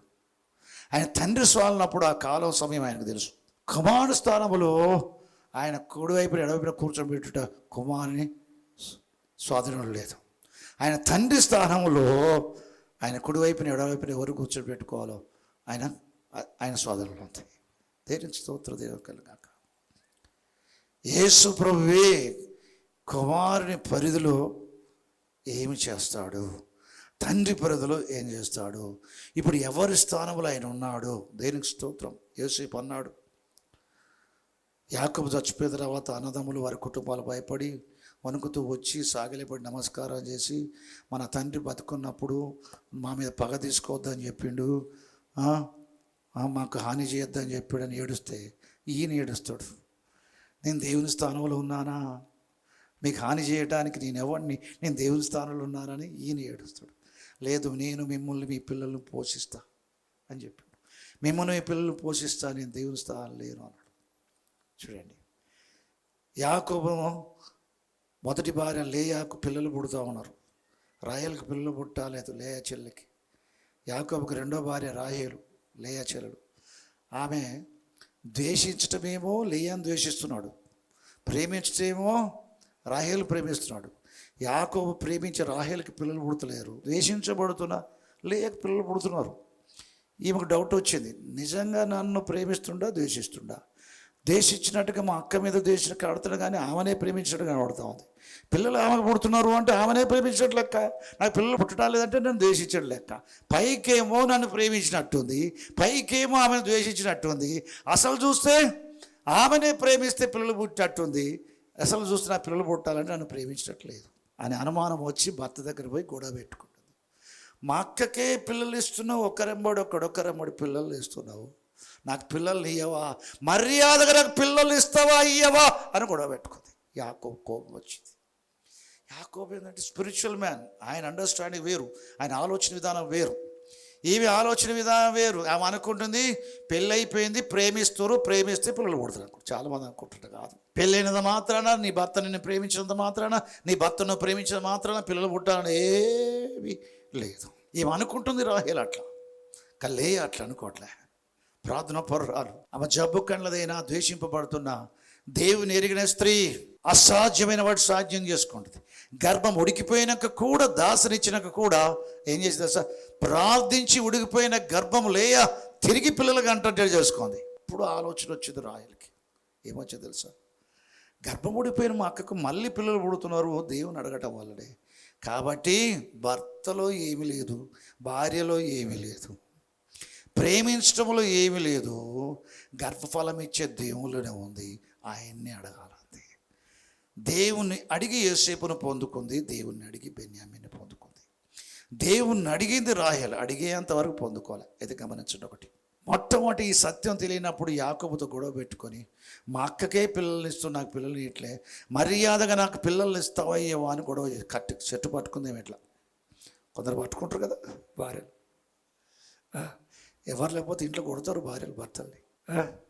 ఏమని అంటే అది ప్రేమ అంటారు కొంతమంది, అది ప్రేమ, మీకు తెలియదు, అది పాస్టర్ మీకేం తెలుసు.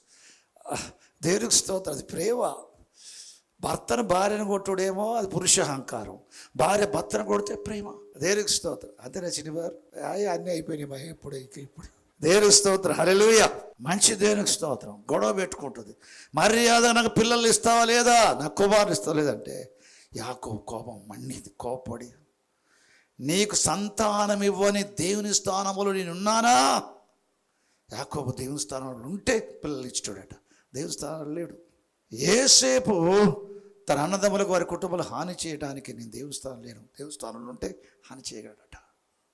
కానీ యేసు ప్రభు ఏదైనా చేయటకు ఆయన దేవుని స్థానంలో ఉన్నాడు. సభలు కూడా యేసు ప్రభుగా మృతుల్లోంచి లేచిన యేసుక్రీస్తు ప్రభు ఆయన మరణాన్ని జయించి ఏం చేయించాడు? మరణాన్ని జయించాడు. శోధనలు, సాతానుడు, సమాధి, అవన్నీ తర్వాత. ఫైనల్ ఆన్సర్ ఏంటంటే మరణమును జయించి. ఏంచి? మరణమును జయించటం. మరణాన్ని జయించి పరలోక దేవుని స్థానంలో ఉన్నాడు ఆయన. దేవునికి స్తోత్రం. దేవుని స్థానంలో ఉన్నాడు. మేలు చేయగలడు, కీడు చేయగలడు, ఏమైనా చేయగలడు. దేవుని స్థానంలో ఉన్నాడు. కాబట్టి యేసు ప్రభువా నీవెవరో నాకు తెలుసు, నేను అడుగుతున్నా, నాకు చెయ్యి. నేను అడుగుచున్న వాడెవడో నువ్వు ఎరిగి ఉంటే ఆయన అడుగుతూ నీకు ఆయన జీవితం ఇచ్చును. నేను అడుగుచున్న వాడెవడు ఆయన ఎరిగి ఉంటే ఆయన్ని ఎరగాలి, ఆయనను ఎరగాలి. నాకు చాలా ఇష్టమైన విషయం అంటే సేనా దయ్యాలు పట్టిన వ్యక్తి గురించి ఎన్ని ప్రసంగాలు చేస్తారు సేవకులు. వాడికున్న అండర్స్టాండింగ్ సేవకులకు కూడా చాలామందికి లేదు. రాణించబడే సేవకులకు కూడా యేసు ప్రభు గురించి వానికి అర్థమైంది చాలామందికి లేదు. లూకా 8వ అధ్యాయం 39 వచనం ప్రకారం ఆయన దయ్యాలని, సేనా దయ్యాలను వెళ్ళగొట్టిన తర్వాత వాడి శరీర గాయాలు రాళ్ళతో కొట్టుకుని బాగా అయిపోయినాయి. వాడు మానసికంగా బాగా అయిపోయాడు, శారీరకంగా బాగా అయ్యాడు. డెవిల్స్ నుంచి విడుదల పొందాడు. 6,000 దయ్యాల నుంచి విడుదల పొందాడు. అవి 2,000 పందులు పట్టి అవి తట్టుకోలేక ప్రపాతంలో చచ్చిపోయినవి. వీడు వస్త్రాలు ధరించుకొని స్వస్థచిత్తుడై యేసుప్రభు పాదాల కాడు ఉన్నాడు. ఊరి ప్రజలందరూ వచ్చేసి వాడు బాగైపోవడం, దయ్యాలు వెళ్ళగొట్టబట్టి విడుదల పొందడం చూసి, అబ్బా ఇదేం అద్భుతం రా, మనతో కాలేదు ఇది. ఉగ్రుడై ఈ మార్గాన పోయేవారు తరిమేవాడు, సంఖ్యలు వేస్తే తుత్తునీలుగా చేసేవాడు, వస్త్రాలు వేస్తే వస్త్రాలు తీసేవాడు, ఇంట్లో పడేస్తే ఇంట్లోంచి పారిపోయి సమాధులు దయ్యాలతో ఉండే ఈ వ్యక్తి, ఈయన మనం ఏం చేయలేకపోయినా ఈయన సాధు చేసినంటే ఏందో ఈయనను చూస్తే మనకు భయం అవుతుంది, ఈయన వద్దు మనకు అని చెప్పి అయ్యా మా ప్రాంతాలు విడిచిపెట్టి వెళ్ళిపోవాడు. యేసుప్రభు ఓకే నేను బలవంతం చేయను, మీరు పొమ్మంటే పోతా, రమ్మంటే వస్తా. వెళ్ళిపోతున్నాడు. స్వస్థ చిత్తుడై ఉన్న దయ్యాల్చి విడుదల పొందిన ఈ గెరాసేన దేశస్తుడు, ప్రభా నేను నీ వెంట వస్తాను. వద్దు, నీ ఇంటికి వెళ్ళి దేవుడు నీకెన్ని గొప్ప కార్యాలు చేశాడో నీ ఇంటికి వెళ్ళి నీ ఇంటి వారికి తెలియజేయాలి. వీడి వెళ్ళి యేసు తనకెట్టి గొప్ప కార్యాలు చేశాడో ఆ దెక్కపల్లి ప్రాంతం అంతా 10 పట్టణాల ప్రాంతం చెప్పాడు. దేవుడు నీకు ఎట్టి గొప్ప కార్యాలు చేశాడో, ఎన్ని గొప్ప కార్యాలు చేశాడో పోయి నీ ఇంటి వారు చెప్పంటే యేసు తనకి ఎట్టి గొప్ప కార్యాలు చేశాడో అందరూ చెప్పాడు. చూడండి దేవునికి స్తోత్రం. చాలా కార్యాలు చేశాడు ఆ ఒక్క ఇన్సిడెంట్లో. దేవుడు ఎట్టి గొప్ప కార్యాలు చెప్పండి యేసు ప్రభు చెప్తే యేసు తనకి ఎట్టి గొప్ప కార్యాలు చెప్పాడు. అంటే వాడి గ్రహింపులో, వాడి ఆలోచనలో దేవుడు ఎవరు? యేసని అర్థమైంది. యేసని అర్థమైంది. 10 మంది కుష్ఠరోగులు వచ్చారు. ప్రభువా కనికరించని యేసు ప్రభు దూరంగా నిలబడి కరుణించు కరుణించు అన్నారు. మీరు వెళ్ళి యాజకుని కనపరచుకోండి అన్నాడు. యాజకుడు యెరూషలేము పట్టణంలో ఉంటాడు. ఇది ఒక గ్రామంలో జరిగింది. ఇది ఈ గ్రామం నుంచి వారు యెరూషలేము పట్టణానికి వెళ్ళాలి. యెరూషలేము పట్టణంలో యెరూషలేము దేవాలయం ఉంటుంది. దేవాలయంలో యాజకులు ఉంటారు. అక్కడికి పోవాలి అని అంటే పట్టణం ప్రజల మధ్యలకు దేవాలయం పోవాలంటే వీరు బాగా అయిపోవాలి. వీరు కుష్ఠరోగం బాగా మునిపే మీరు యాజకుని పోయి కనపరచుకోండి అని చెప్పి యేసుప్రభు చెప్పాడు. వీళ్ళు నమ్మేరు ఏంటంటే మేము బాగైపోయినట్టే, బాగైతేనే కదా మేము ఆయన దగ్గర పోయేది, యాజకుని దగ్గరికి. కాబట్టి వీళ్ళు బాగైపోయినట్టుగా నమ్మి వీళ్ళు కుష్ఠరోగంతో బయలుదేరిపోతున్నారు. వారు పోవచ్చుండగా 10 మంది శుద్ధులైపోయారు. శుద్ధులైపోయినప్పుడు 9 మంది అటే పోయారు. ఒక్కడ మాత్రం దేవుని మయపరుస్తూ తిరిగి వచ్చాడు. దేవుని మయం తిరిగి రాగానే యేసుప్రభు చెప్పాడు, ఆ 9 ఎక్కడ? 10 మంది శుద్ధులైరు కారా? దేవుని మయపరచకు ఈ అన్యుడు తప్ప ఎవరు రాలేదా అంటాడు. ఎవరు మయపరచడానికి? ఎక్కడ నుండా దేవుడు? వాళ్ళు యెరూషలేముకి పోయారు, వీడేమో ఇక్కడికి వచ్చాడు. వీరికి తెలిసిన దేవుడు ఆ 9 మందికి అర్థం కాలే. ఆ 9 మందికి దేవుడు ఎక్కడ ఉన్నాడు అనుకుంటారు? గుడిలో ఉన్నారు అనుకోబోతున్నారు అక్కడికి. కానీ వీడికి దేవుడు ఎక్కడున్నా అర్థమైంది. ఈయనే దేవుడు అని చెప్పిన దగ్గర పరిగెత్తుకొని వచ్చాడు. దేవునికి స్తోత్రం. యేసు ప్రభు శరీరమందు ఉన్నప్పటికీ ఆయన పరలోకమందు దేవుడు అని వానికి అర్థమైంది. శరీరంలో ఉన్నప్పటికీ పరలోకమందు దేవుడు అని అర్థమైంది. ప్రవక్తకు యెషయాకు బయలుపరిస్తే పరలోకపు దేవుడే కన్యగర్భాలు శిశువుగా పుట్టని అర్థమైంది.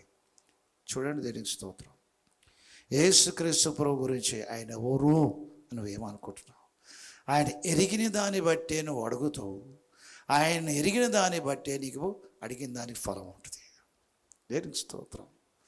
యేసు దేవుని కుమారుడు అనబట్టానికి కారణం ఆదాం ప్లేస్లో వచ్చాడు.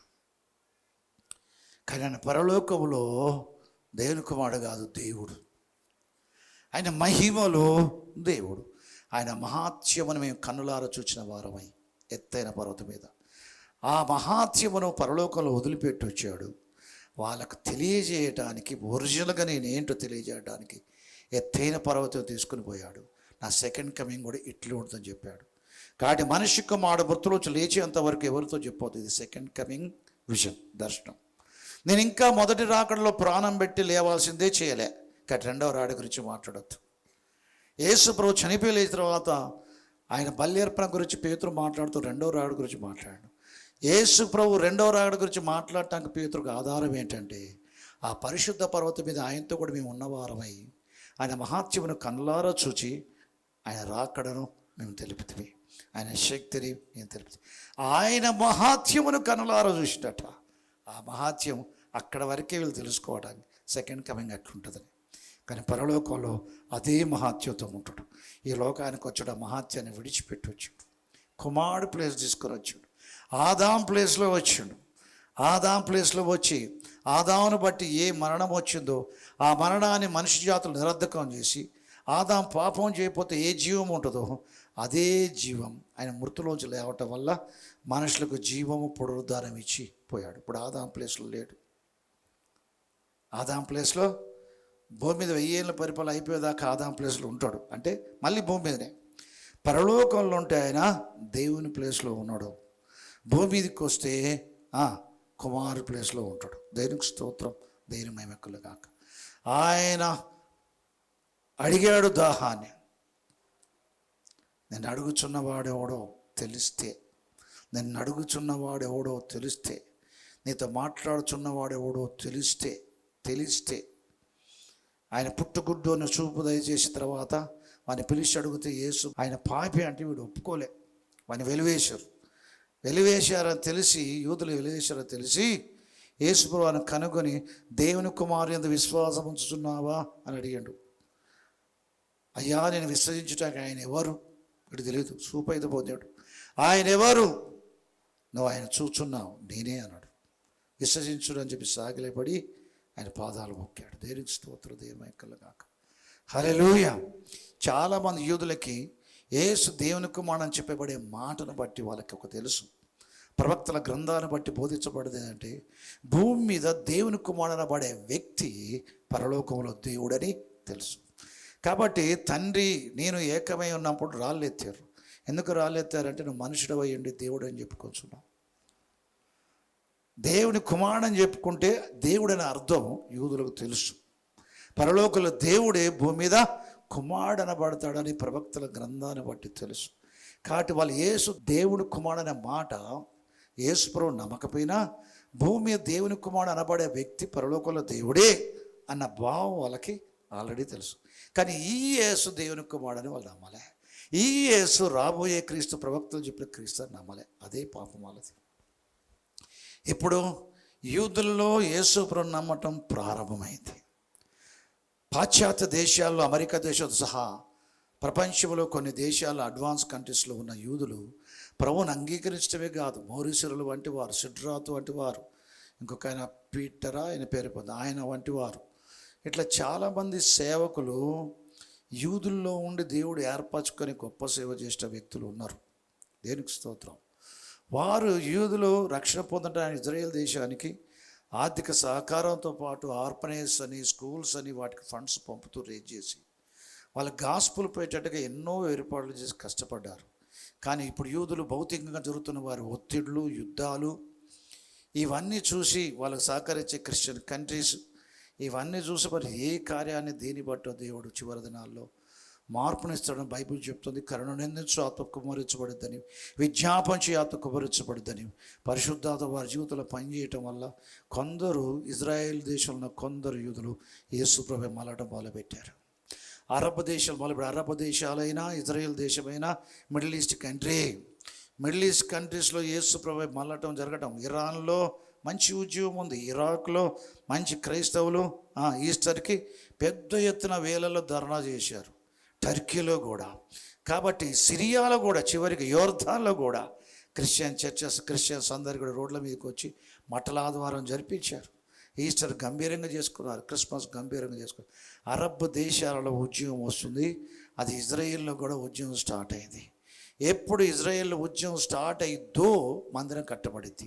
వీళ్ళు మారినందుకు మందిరం కట్టబడటం అనేది కాదు, కానీ దేవునికి స్తోత్రం, వీళ్ళ ఉద్దేశ ప్రకారం క్రొత్త నిబంధన మందిరం కాదు, కానీ క్రీస్తు విరోధి ఆత్మ ప్రమేయంతో ప్రభుత్వాలు కానీ ప్రజలు కానీ వారి ప్రేరేపణ మందిరం కావాలని పట్టుదలతోటి మందిరం కట్టుకుంటారు. ఒకవైపు యూదులు ప్రభువై మళ్ళటం, అరబ్ దేశాల్లో ప్రభువై మళ్ళటం, ఉద్యమం రావటం, మరొక వైపు మందిరం కట్టబట్టడం జరుగుతుంది. క్రీస్తు విరోధి బయలుపరచబడతాడు. ఇద్దరు ప్రవక్తల పరిచయం ప్రారంభమైంది. మనుషులందరి మీద పరిశుద్ధాత్మ కుమ్మరించబడ్డప్పుడు గొప్ప ఉద్యమం మిడిల్ ఈస్ట్ కంట్రీస్తో పాటు ఇజ్రాయెల్తో పాటు ప్రపంచ దేశాల్లో వస్తుంది.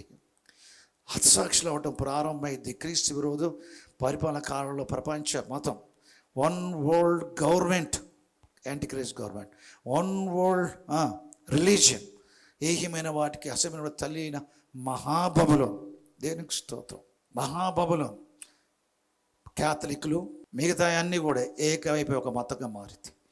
కాబట్టి మతపరంగా పరిశుద్ధ విశ్వాసం చంపటం, రాజ్యపరంగా క్రీస్తు విరోధి కూడా పరిశుద్ధులతో యుద్ధం ఆడి చేయొచ్చు. వాడేమో రాజ్యాలతో జయిస్తాడు, అమెరికాతో సహా కూడా నష్టపోతుంది. క్రైస్తవ దేశాలతో యాంటీక్రీస్తు యుద్ధాలు చేస్తాడు.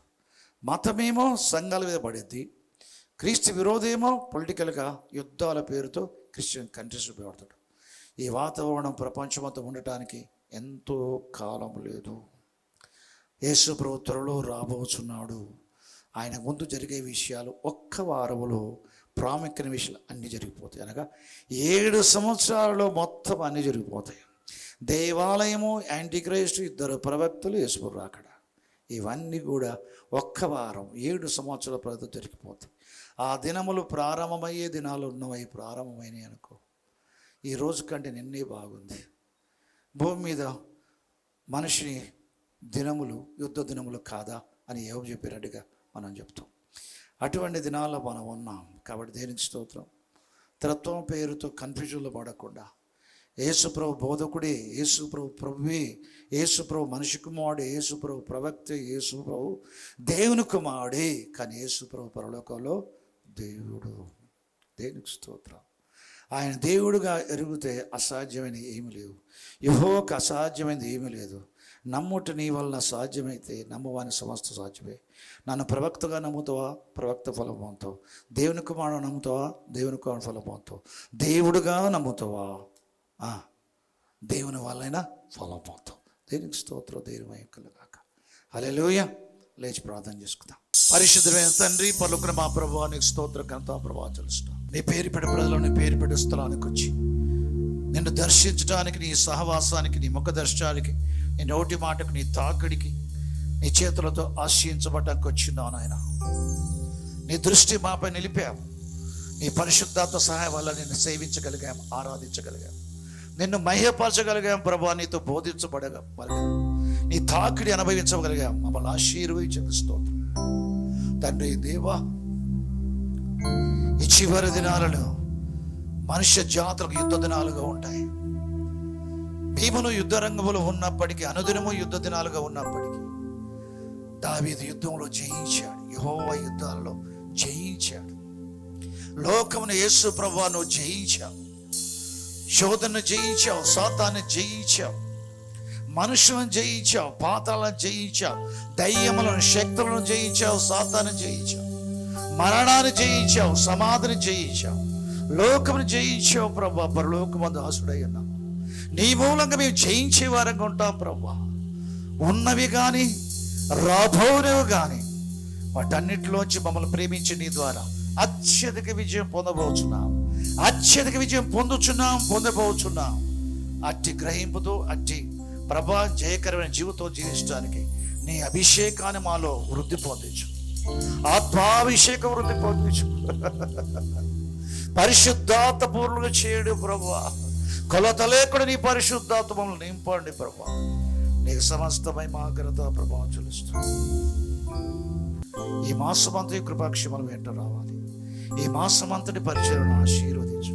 యేసుక్రీస్తు పేరిట ప్రార్థిస్తాం తండ్రి.